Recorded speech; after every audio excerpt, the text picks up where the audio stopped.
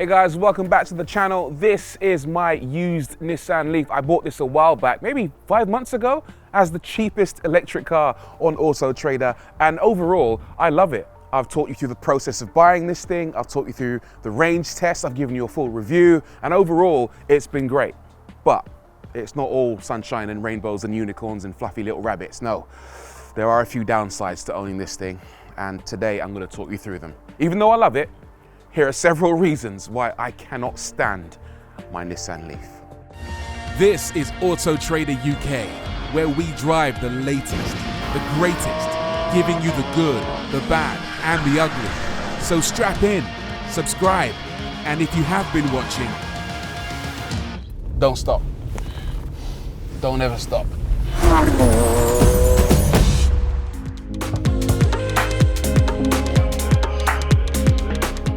So, obviously the first thing I'm going to talk about, which I don't like about this Leaf, is the range. It has quite a small battery pack, which means it doesn't go very far. I did a range test in the warmer months and it went about 65 miles.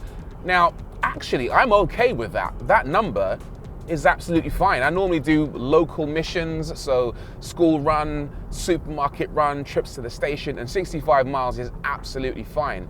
I would say during my normal life, I very rarely go further than that during the course of a day, so it's cool. However, I've also lived with this car during the winter months. And in the winter, the situation's a bit different.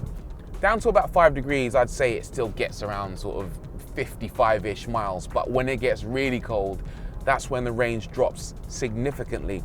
And not just because the battery pack doesn't like the cold, mainly because I find that you have to run the heating. If you're running around in sub-zero temperatures, you're gonna want the heating on in this car, and as soon as you press that on-off button for the climate control, you lose about 10 miles of range. So in the summer months, in my experience, you can expect around 60 miles with this car. In winter, I'd say it'll probably drop to around 50 miles, but then you start using the heat and that takes off another 10 miles. So 40 miles during the winter is realistic. And you might get even less than that if you don't drive the car very economically. Which brings me to my next point, motorway miles. As soon as you start doing 60, 70 miles an hour in a Nissan Leaf, the range just falls off an absolute cliff. If you think you can go 60 miles on a motorway in this car, think again. Realistically, you're probably gonna do about 30 miles at those sorts of speeds. So if you've got somewhere to go and you're gonna use motorways, don't expect to get there based on the range the car estimates at the beginning of your journey. I've had to go to locations that involved a motorway in the past, but I've had to go the long way round and use A and B roads instead because, well, quite frankly, I wouldn't have made it. Motorways and Nissan Leafs don't mix. In fact, motorways and electric cars, full stop, don't mix because they don't like going fast. If you have to use motorways, then make sure you plan your journey properly, or at least make sure that you've got some kind of charging infrastructure on your journey. The next thing I want to talk about is the cost of running the Nissan Leaf. When I bought it, I assumed it was going to be dirt cheap, and it kind of still is for me. I'm on a very low electricity tariff, as far as I'm aware. It costs around 7 pence per kilowatt hour. This car has a 24-ish kilowatt hour battery pack, which means that it costs about £1.68 to charge. £1.68 to go around 60 miles works out to be, I think, around 2.8 pence per mile. But energy prices are creeping up massively at the moment, and a lot of people pay a lot more for their energy. I looked at my provider and they're currently charging around 38 pence per kilowatt hour. So that works out to be £9.12 to charge this car. So it's now 15 pence per mile. That works out to be around £10 to go 60 miles. If you can find a petrol car that does around 40 miles per gallon, which is pretty easy these days, then the cost to go 60 miles is around £11. So now the cheap electric car costs about the same as a fairly efficient petrol car to go the same distance. obviously petrol prices are crazy right at the time of this video, and let's face it, there's always some kind of global event that causes petrol prices to fluctuate. But the bottom line is that just because a car is electric doesn't mean it's automatically a lot cheaper. The other thing I want to point out is that if you're on an economy 7 tariff, which means that overnight 7 hours of your electricity is cheaper than your daytime usage, then that's great for your electric car.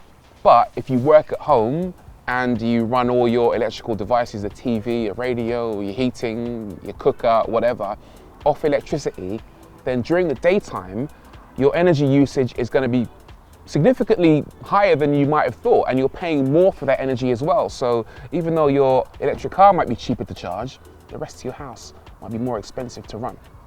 Food for thought.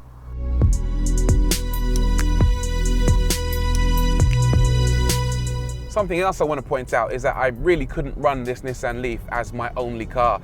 So if you're thinking about buying one of these things, do consider whether this is capable of achieving all the things that you need a car to achieve. I spent, what, £5,000 on it, but I need a second car in order to be able to go further afield beyond the sort of 60-mile range envelope of the Nissan Leaf. And for that, I need to spend probably another £5,000 again for a second car that can do that. So suddenly your £5,000 becomes £10,000 because you've got to buy a second car that enables you to do the kinds of journeys that fit your lifestyle. So that is very much worth bearing in mind. This is very much a runabout. It's an addition to my fleet and not the main priority vehicle in the fleet. And that raises other questions like, how eco-friendly is it to run multiple vehicles? But that's a question only you can answer yourself. Okay, let's talk about off-street parking. A lot of people complain that they can't use an electric car because they've got nowhere to charge it. They haven't got a garage or a driveway. And I would say if you're running this Nissan Leaf in particular, then yeah, you need a driveway. You need off-street parking. You need your own place to charge this particular car simply because you have to charge it so regularly. On average, I find I have to charge this car once a day, once every 2 days at a push. Otherwise, you start getting into squeaky bum time about whether you've got enough range in order to do the kind of journeys that you want to do. So do not buy this car if you haven't got off-street parking or a way of charging it up at home. However, that doesn't apply to all electric cars. Electric cars that have a bigger range, say 150 or 200 miles, might be absolutely fine to use at home without off-street parking because you charge them up and you don't necessarily use all the range in one day. A car that does 200 miles is going to be good for around 28 miles a day. And I think on average, people tend only to do around 20 miles a day. So in theory, you could charge that car up once a week at a local supermarket or shopping center, for example, without having to charge it up every single day at home. The next thing that I find a little bit frustrating with owning this car occurred when I took it for an MOT. Yes, you have to get electric cars MOT'd, and actually it doesn't matter where you go. Anyone who owns a garage can do an MOT on an electric car. The only thing they can't work on is all the electrical components. You need a special qualification for that. I took mine to Glyn Hopkins, which is an official Nissan dealership, and I was very surprised to find that they charged me exactly what they would charge someone to MOT a petrol car. So this has cost me nearly £55, £54.85 to MOT this car. And here's why I'm mad, right? Because one of the things they check in an MOT is your emissions. They plug in a special device to check that your emissions level is okay, but you don't have to do that in an electric car. So why am I paying full price for an MOT when they're doing fewer tests? The other thing I want to point out is during the MOT, it came back, it flew through by the way, passed it first time, but one of the items that needed immediate attention was the rear brakes. Here's the thing, a lot of people say on an electric car, you'll never need to replace the brakes. You can go 100,000, 200,000 miles without replacing the brakes because they use regen and therefore there's no need to use the mechanical brakes as much. But here it says my rear brakes, left and right, are 100% worn. And it requires immediate attention. It's gonna cost me £143 to replace my rear brakes. So that myth about electric cars not needing new brakes, nonsense.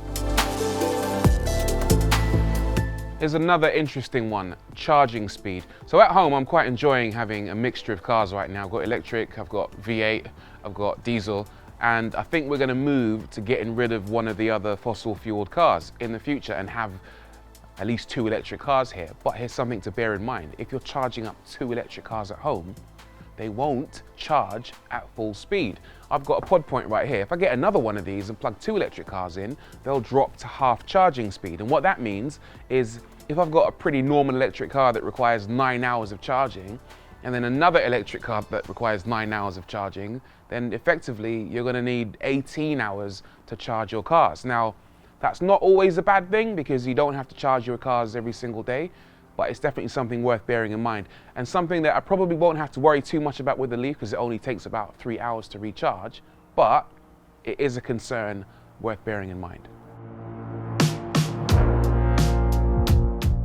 So there's everything that I hate about my Nissan Leaf.